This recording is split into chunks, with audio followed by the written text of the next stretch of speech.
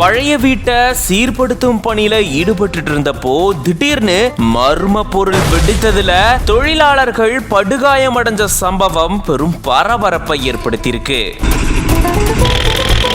விபத்து நடந்த இடத்துல இருந்து போலீசார் மாதிரிகளை சேகரிச்சிருக்காங்க.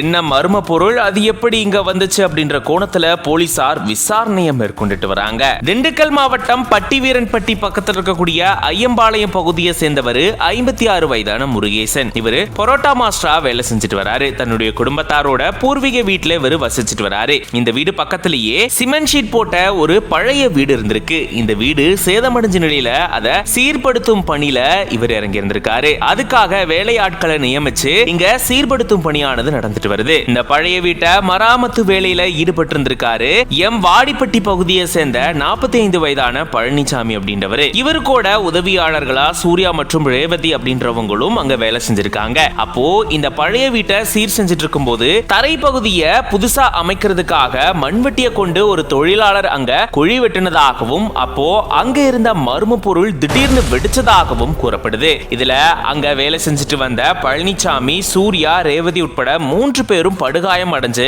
அவங்கள உடனடியா தனியார் மருத்துவமனையில சிகிச்சைக்காக சேர்த்திருந்திருக்காங்க. அதை தொடர்ந்து பட்டிவீரன்பட்டி போலீசார் விரைந்து வந்து இது தொடர்பான விசாரணையை மேற்கொண்டிருக்காங்க. மேலும் வெடி விபத்து நடந்த இடத்துல இருந்து மாதிரிகளையும் சேகரிச்சுட்டு போயிருந்திருக்காங்க. இப்படி பழைய வீட்டை சீர்படுத்தும் செயல்ல ஈடுபட்டு இருக்கும் போது மர்ம பொருள் வெடிச்சு விபத்து ஏற்படுத்தின சம்பவம் பெரும் பரபரப்பை ஏற்படுத்தி இருக்கு.